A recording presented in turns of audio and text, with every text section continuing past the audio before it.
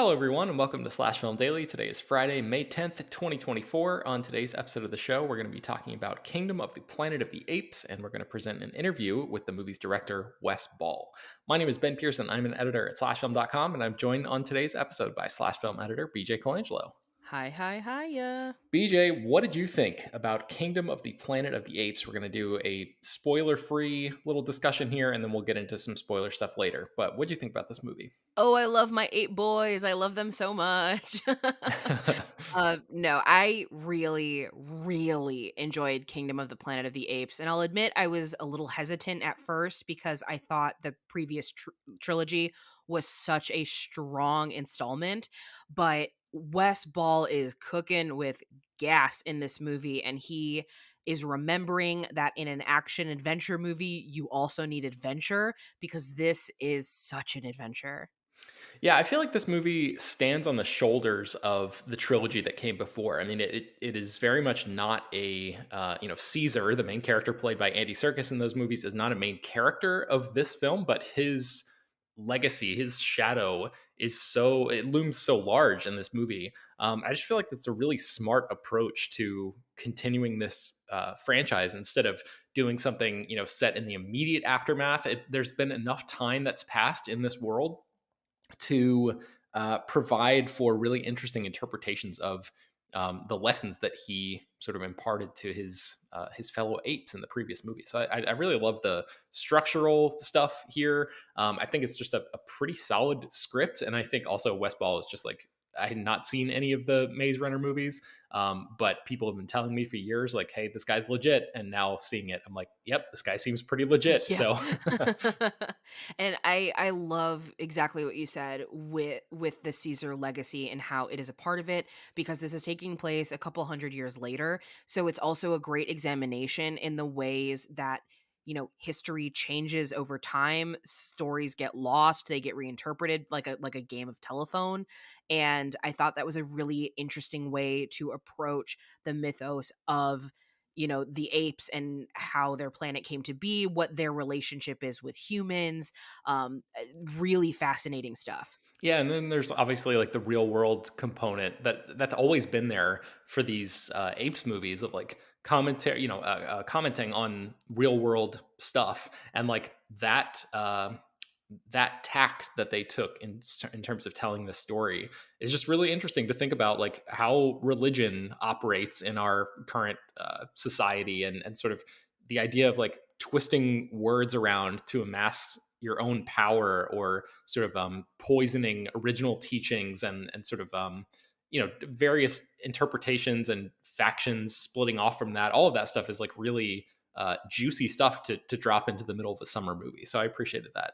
It Agreed. felt like they actually had something to say there, which is always nice. And I also think that by taking the approach that, Noah, who is our lead chimp here, is it's both a hero's journey and a coming of age story, which is something very fresh to this franchise. I thought that was also very smart because it's clear that this movie is not trying to be a reboot and it's certainly not trying to be a rehash. It's trying to expand the possibilities of this incredible world that has existed for over 50 years in American cinema. Yes, 100%.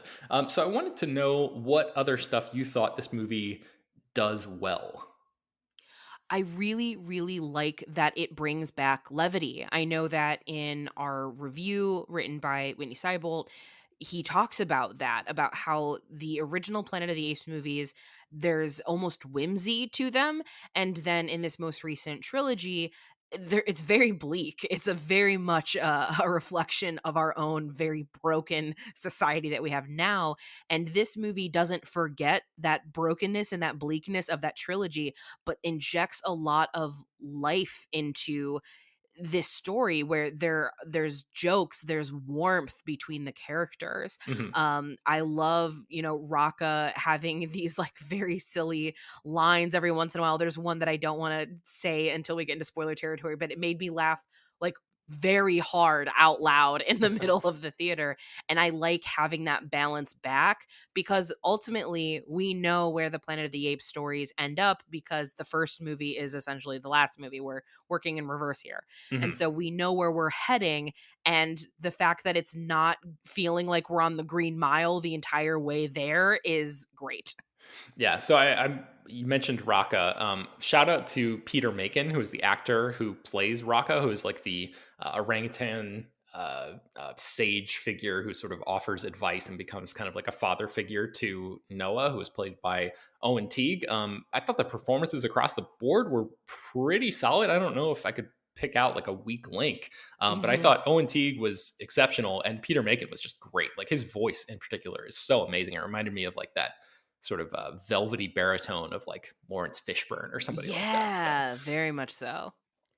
did you have any other performances that you wanted to highlight? I love Owen Teague so much. I've been a big fan of his for a while. He's in one of my favorite Black Mirror episodes, Archangel, which is the one Jodie Foster directed about like the helicopter parenting app. And he's really young in that one. And I remember watching that episode and going, that kid, like he's got something. Like he's doing a good performance here. And then he's been doing some indie movies here and there that I think he's really strong in. So this being his like introduction to like the world, this is his big like Hollywood breakthrough, I think is such a good choice for him because he's doing so much emotional work with his face that you can still see beneath, the digital ape face. You can see all the work that's going on there. I think he has such a great command of his voice, a great command of his body. Like this is such a star-making role for him, and to follow the brilliance that Andy Serkis brought, somebody who has so much experience working in this sort of environment, and for him to come into this fresh and knock it out of the park like that was so impressive to me. Yeah, definitely. Okay, so in terms of like shortcomings, I had a really good time at this movie. I feel like this film didn't quite pack the same emotional punch as some of the previous movies did for me, and I thought it also kind of lost a little bit of steam. I guess story wise, once it got to Proximus's beach camp, which is I don't know, an hour and 15 minutes in or something like. Uh, I thought, I guess to put it another way, I think it didn't quite end as strong as it started because the beginning of this movie is incredible. Like the climb, retrieving the eagle eggs and stuff like that. Like I just thought that was such a smart way to introduce us to these characters in this world and sort of lay out the geography of a big part of where this movie takes place and sort of like show not tell us exactly what happened to and exactly like how far along we are in the timeline in terms of like the disintegration of human landmarks and things like that. I just thought it was like a really really cool way to introduce us into that world. So I appreciated that. But yeah, like story wise, I feel like it kind of like maybe hit a plateau. It didn't necessarily dip dramatically. I wasn't like, oh god, this ending was bad or anything like that. I just feel like story wise, the beginning was so strong that it kind of like hit a plateau and just kind of stayed there instead of continuing all the way on an upward trajectory. But what did you think about any shortcomings or any flaws that might have jumped out at you?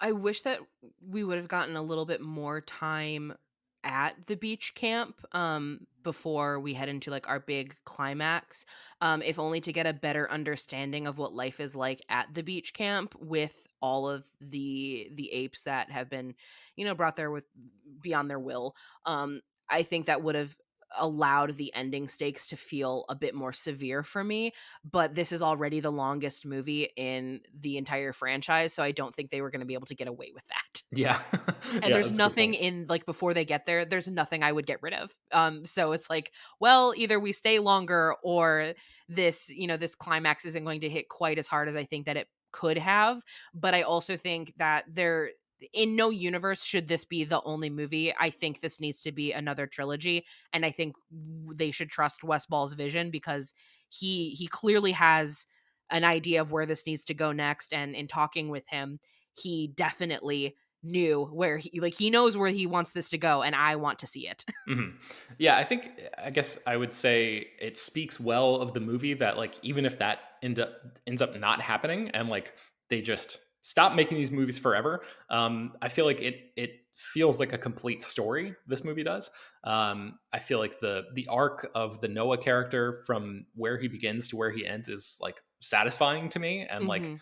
of course I would be interested to see what else he does, going forward if they go that way. But I think that's an underrated quality of modern blockbuster filmmaking, is giving an audience an experience that makes them feel satisfied in and of itself, instead of just like being an open-ended thing, that cliffhanger that kind of relies on uh, another project to come along and stick the landing. So I just wanted to shout that Exactly. out. All right, let's take a break, and then when we come back, we'll talk about some spoilers and then feature your interview with Wes Ball. All right, so what kind of spoilery stuff did you want to call out here? I have a few things written down, but I want you to go first. Sure. So, my first one is the line that Raka says that made me laugh out loud is when May, the human, who at this point they think is feral because they don't realize that she's intelligent yet, he says, "We'll call her Nova. We call them all Nova." I don't know why. I lost it because that is just a great evergreen apes joke. That's for the real ones out there, which I absolutely loved. Yeah, Um, I've only seen the previous trilogy and then the very first Planet of the Apes movie, and I have not seen that one in a long time. But I remembered that there was a female character in that film called Nova, and I was like, oh, okay, that's what's going mhm. on there. So I don't know if that's if there's a deeper level to that joke. There's If you've like watched a bunch there's of like those films. 3 or 4 Novas in the franchise, Okay. which is just really funny to me. So it's a great joke, very, very funny. Just wanted to shout that out because it's a great line. Yeah.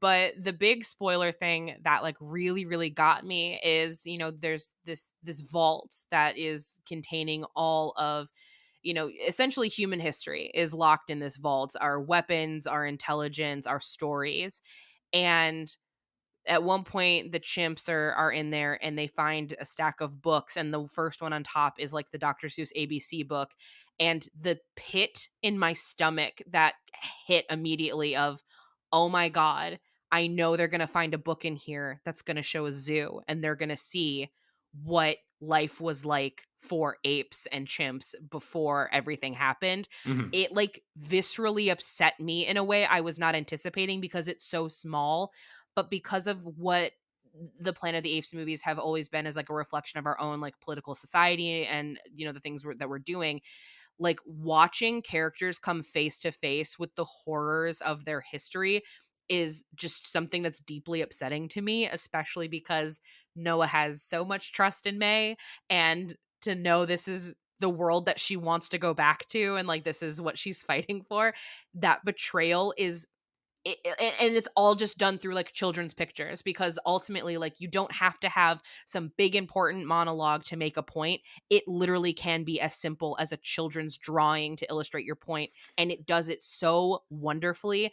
And like even thinking about it now, like I'm filled with so much existential dread about it because humans are such bastards. Like we're such horrible creatures, and we should be very grateful that we are at the top of the food chain because we're monsters. Yeah, we absolutely are, and I think the movie kind of has its cake and eats it too in that regard, because there is a little bit of a speech, but not like a big grandstanding kind of speech between Noah and May at the end of the movie, where he talks about like, what do you want us to do, basically, like do you want us to go back to being silent, which I just thought was like so powerful, that confrontation between those two characters, and like the Mhm. groundwork for that is laid in that scene that you're talking about, and the movie does not really make a meal out of that. Like these characters, the ape characters who stumble across those books, that scene is so subtle. Like they read and they learn and they process, but they don't react really in that moment. They save the reaction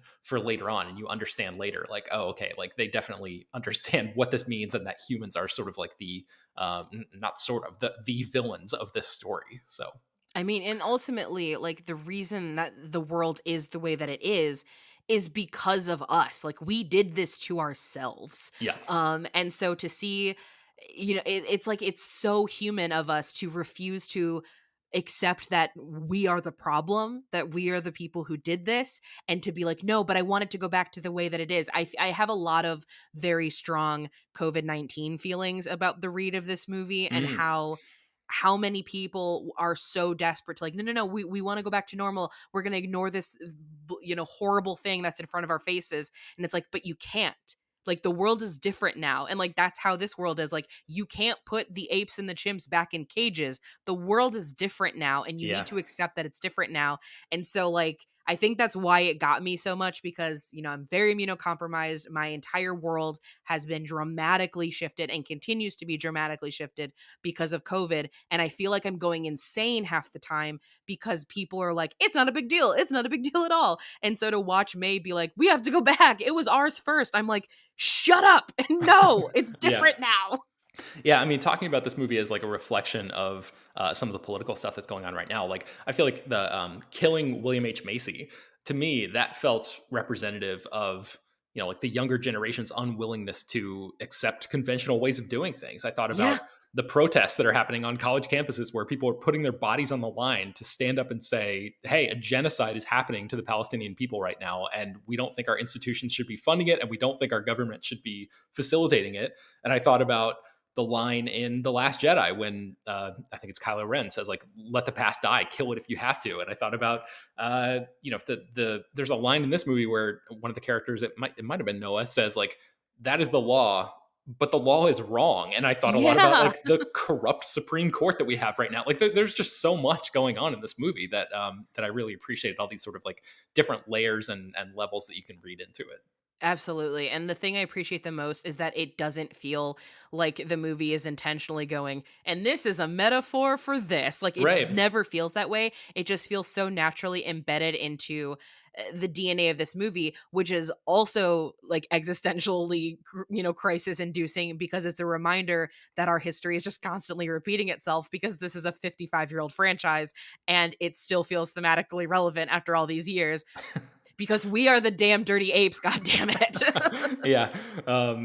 There was one other line, on the complete opposite end of the serious spectrum. There's one other thing that I wrote down here that I wanted to mention where I love the Eagles continuing to I peck love Proximus all the way down that long fall that he has. Like they were I love really them. twisting the knife in there and just not giving him even 1 second of peace at the end, even like on his death fall. They're like, we are going to torment you until the last possible second. I just thought it was really great.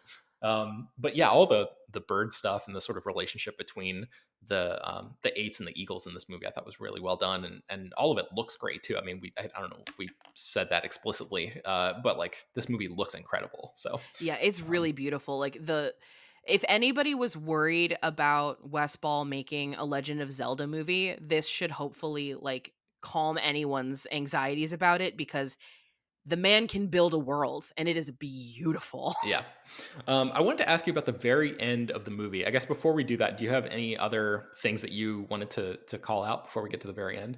Oh, that Proximus was right. And he's Mm, just going about it in the wrong way, which I think is also like an incredibly human reflection, even though obviously like he's a gorilla. But he's right. Like, yeah, the humans will try to like destroy us to get back to the way things were. And he's just, going about his way of preventing that in the entirely wrong way.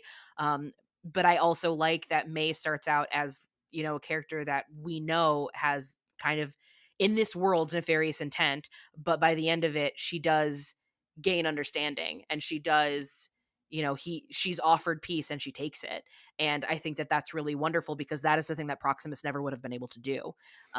So I find that that's interesting. I don't know if I got that from the end of the movie that she takes I kind of understood the very end where she like gets into that vault and she gets the I forget what it's called, like the satcom database thing that she mhm. takes back to the humans.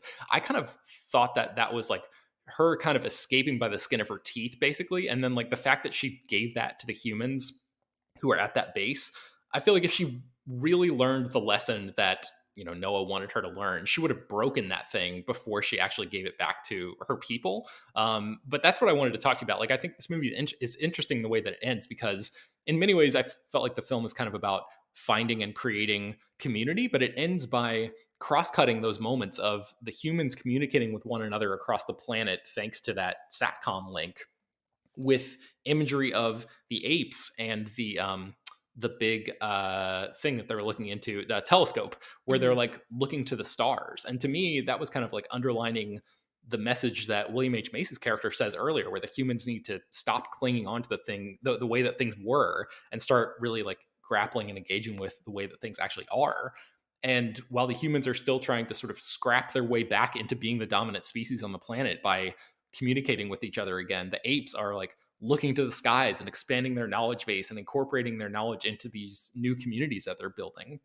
So I just thought it was like a really fascinating way to end the film. But yeah, I don't know. I guess I didn't think that May really learned the lesson that she could have learned by the end of it. But maybe you have a different read on that. Yeah, so the read that I had is because, we get the shot of her when she's, meeting with Noah, and she has, a weapon with her, and then does not use it. And she still gives, the satcom to the humans, because the way that I read it, and I'm sure that once we get more movies that will be more crystallized, is her having the realization that there has to be like they have to coexist, that it can't be one or the other. It's honestly, it's a very Barbie ending of like, it can't be, Barbie and Ken. It has to be Barbie and Ken. And Right. it's like, it can't be humans and apes. It has to be humans and apes. Like, it has to be this way. And so, in order for that to truly exist, humans have to share the knowledge they have with the apes. They can't keep hiding out underground. We have to find a way to be able to marry these two worlds and these two societies. And I think she's a little bit idealistic at this point, because again, we know where this is heading. That's not going to happen. Yeah, there's like such a tragic cloud that hangs over the future Yeah. of what's going on here. But I guess there is still room, if you have that more sort of I guess optimistic reading of it, then that creates so much more room for drama for stories that can be told in between this one and the 1968 movie. So yeah, hopefully they get a chance to explore that further in future films and stuff. I wonder where that might happen, when that might happen in Wes Ball's schedule because of Mhm. that Zelda thing that you mentioned, and like how many years it might be before we see a continuation of this. Because we got three Apes movies from 2011 to 2017. And so, like, maybe I can imagine a similar span there of time where, like, Mhm. maybe it'll take about that same time or something to get maybe three more movies or something like that. So, yeah, we'll have to wait and see. But anything else you wanted to mention about this film before we set up your interview with Wes Ball? The water set pieces look incredible, considering we are dealing with like pretty much fully digitized performances, and water is usually like the death knell of any of that. Mhm. And it's very clear. It's like, oh yeah, Weta also worked on Avatar. Don't you forget. Yeah, I thought a lot about Avatar: The Way of Water, especially at the very end of this movie during those big water sort of climactic action scenes. And I remember reading somewhere, I think this is correct. I'll have to go back and double check this, but I think that like none of the water in that movie is real Yeah, I don't in think any of it's Avatar. real. Yeah, and so I can totally, this movie I think does a pretty good job of incorporating like of not feeling as cartoonish, I guess you could say, as the worlds of the Avatar movies do. I feel like this one is obviously enhanced by a ton of CG and visual effects and stuff like that, but it feels a little bit more grounded. It feels like maybe they were working on like set extensions and things like that, where characters are actually like walking around in real spaces and interacting with real props and stuff like that, in a way that everything is digital in the Avatar movies. So, but yeah, I was wondering if the water that we all saw in this movie, even with the May human character like interacting with water, like how much of that was real and how much of it was just like completely fake and all done in a computer or whatever. So Mhm. yeah, it was very, very effectively done. Okay, so let's set up this West Ball interview. Anything that you think people should know, or should we just jump right into it? So a thing that you will not know, because this is an audio format, is this interview is conducted outside at the beautiful Toscano Gardens, which also means that at one point I am being such a champion because there is absolutely a bug like in my ear flying around like as I'm doing this interview, and you will never know because I held it together because I am a professional. So there's that. But also, at one point, I do talk with West Ball about Mouse Guard, which is a movie that he was working working on that didn't come to fruition, but he eventually released like a 10-minute, version. There was like some concept art that's available online that you can, find that is just so, so beautiful. And that is a project that I really hope that eventually gets to happen. And I think I even say in the interview, like, I hope that Kingdom of the Planet of the Apes does so well that people are like, what if we actually let you do mouse guard? So that might be a thing people are not super familiar with, but if you look at those visuals, you're gonna like, your eyes are gonna fall out of your head. It's so beautiful. Yeah, I'm pretty sure we covered that stuff back in the day at Slash Film. So I'm going to try to, if I can, I'm going to try to find our old articles about that and link to them in the show notes. So in the meantime, here is BJ's conversation with Wes Ball. Thank you so much for talking with me, and Thanks for having me. congratulations on a phenomenal film. Oh, yeah, good. Absolutely You loved liked it. it? Oh, good. So my first question for you is that this movie has so much story about Caesar and his legacy, both well-intended and somewhat corrupted. Yeah, sure. And for you, joining such a huge legacy franchise, what was it like working on a legacy franchise while also working on a story that is all about legacy? Yeah, that was the key, I think, for us. Well, that was, if we couldn't crack that, I wouldn't have made the movie, you know? If it was just a direct sequel, I kind of personally would not have been interested in it. The fact that we can kind of stand on our own a little bit, but still have this spirit of the previous movies hanging over our story, it gave richness to the story in really unique ways, I think, you know? So yeah, that was a very conscious kind of decision that we got to explore kind of what has happened to the myth and legend of this great ape that we all fell in love with, you know, and how this story of his, how Noah comes to interact with that story, different versions of the story, and how it changes him into his character that he ultimately becomes by the end of the movie, forever changed, you know. Yeah, it was great. It was really, really fun to play with, and you know, I was very aware of the expectations and and sort of the desire for it to be good. We all had the same desire. I'm fans of all these movies, the previous three, the original '68 one especially. So yeah, we hope we've made something that kind of fits, that belongs with all these other movies with us. We're the 10th movie of the franchise over 55 years, and hopefully we're one of the good ones. You know? And I'm glad that you brought up the incorporation of a lot of the older movies, because there's a bit of lawmaker in some of Caesar's stories. So I was curious, how do you determine which aspects of the older movies to incorporate in this new one? Yeah, I mean, that's the beauty of it. We have like this great wealth of the Caesar storyline behind us, and we get to look forward to that 68 version of reality there. And it's nice guidelines, actually. It's like they're very far away, so that you don't feel constrained by it all. But you get to kind of like think about, how did they get to that place, and where did that come from? And we get to explore all that stuff here, which is great. You know what I mean? That's just good stuff to mine. So you know, it comes from just a place of love of those originals, and you know, Rick and Amanda, who really started this whole reboot. You know, with Rise, they came on as writers and producers on this movie, and they've been thinking about those questions for a long time too. So yeah, we're in good hands, you know, moving forward. I think if we're lucky enough to make more, you know. And thinking about your introduction to Apes, I would love to know, what is your origin story with this franchise? Yeah, it was the '68. It was the original Planet of the Apes. I was a kid. I don't really remember my first reaction of the movie, honestly. I was probably so young. My dad was probably watching it on TV or something. I'm sure the concepts went over my head. I don't remember having a reaction to the Statue of Liberty or anything, but I remember those images, you know, them running through the grass, all that stuff, apes on horses, you know. I remember the set designs, you know, so those images are kind of, you know, etched in my brain, my early, you know, sponge of a mind for movies, you know. So yeah, that's kind of where my DNA begins, I think, with that original '68 movie, you know. I love that. For me, it was seeing Paul Williams on Late Night in full ape regalia, singing and smoking cigarettes. And that was exactly it. I was like, what is happening this? First thing is the musical in Simpsons. That would be amazing, you know. Absolutely. But thinking about the original series, there's always a sense of humor that's like there's a playfulness in yeah, a lot sure. of the original stuff. And then I would say in the most recent trilogy, these are very serious ape Sure. movies. And I was so pleased in watching your movie that there is a little bit of there's this humor in here. There are these really big moments of levity.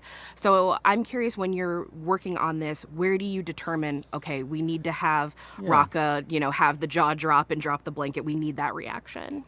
That was the only thing that the studio kind of asked, was that could we find a tone that was a little lighter, I suppose, without compromising all the things that make these movies great, which is mature storytelling and real stakes and real drama and conflict, all that stuff. And I was happy to go there because my instincts naturally go there anyway. We thought of this more as an adventure movie, it's a young character this time, right? He's very innocent.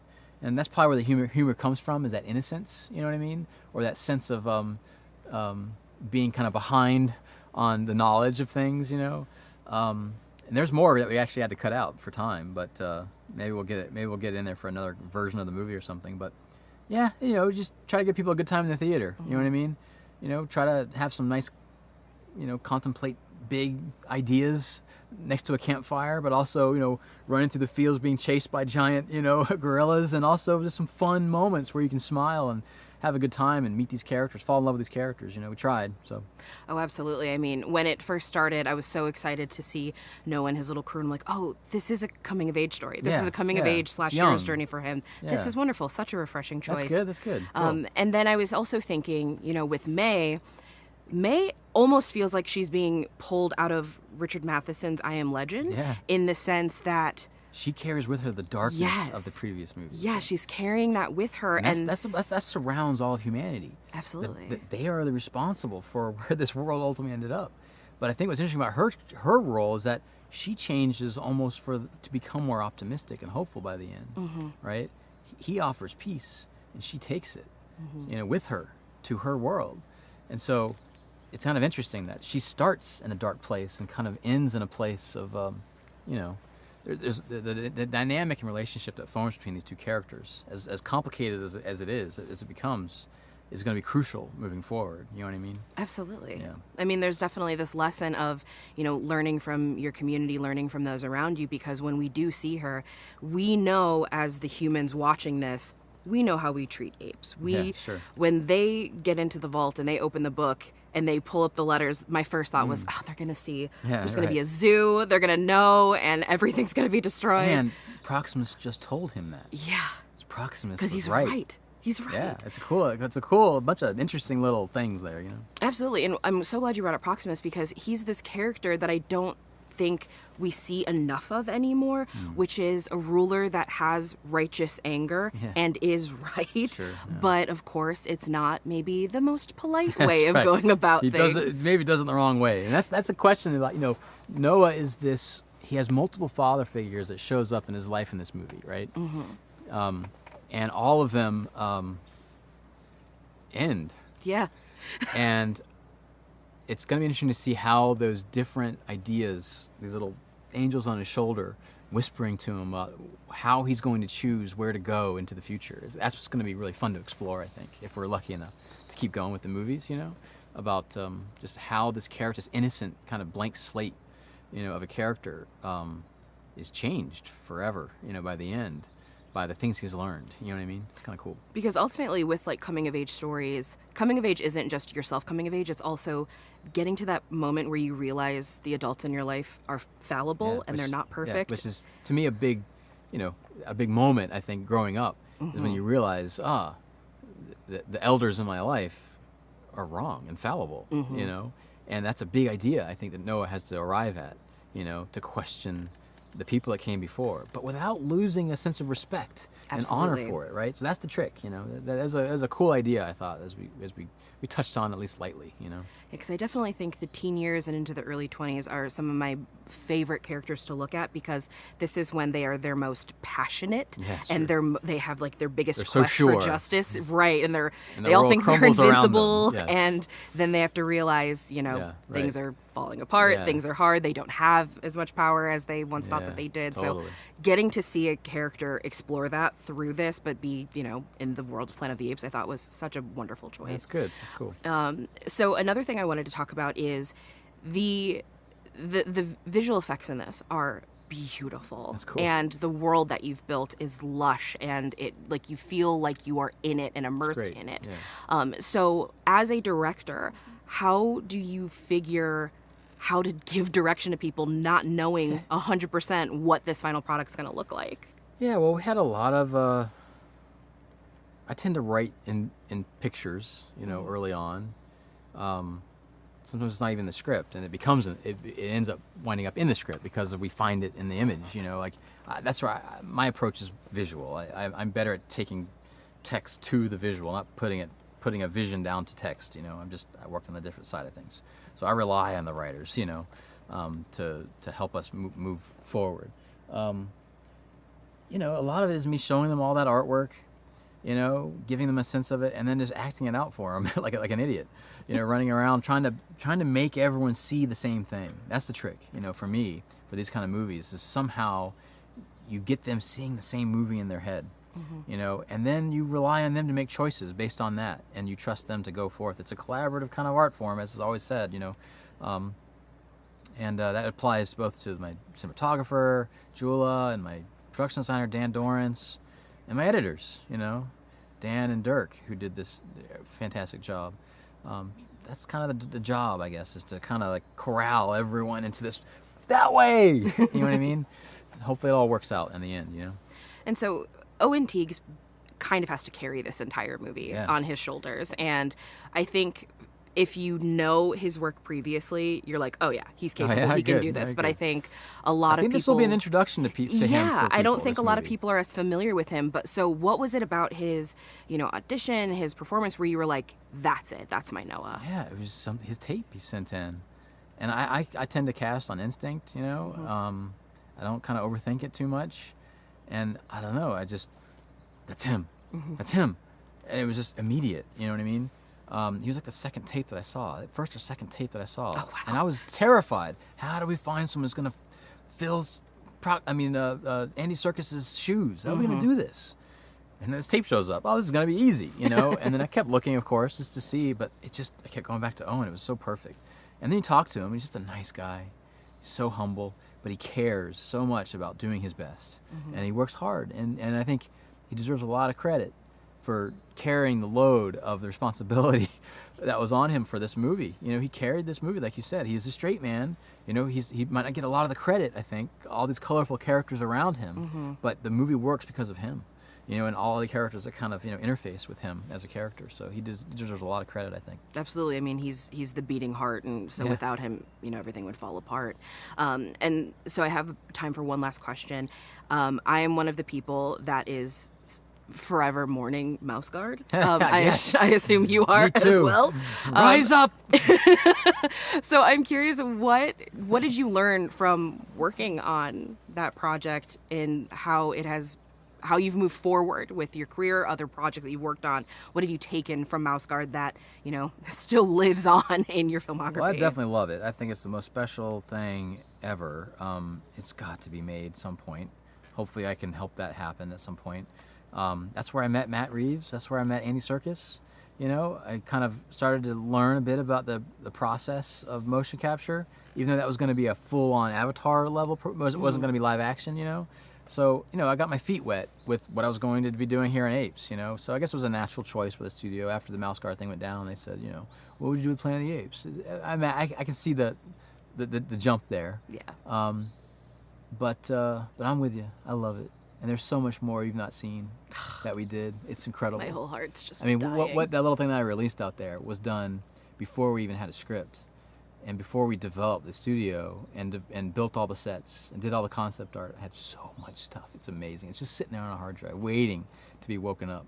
So we'll see. We'll see what happens. Hopefully after this, people will be like, what about that Mouse Guard thing Yeah, he was do working some on? apes, do some mice, do some dinosaurs next, and then do some squirrels or something. Be the animal guy.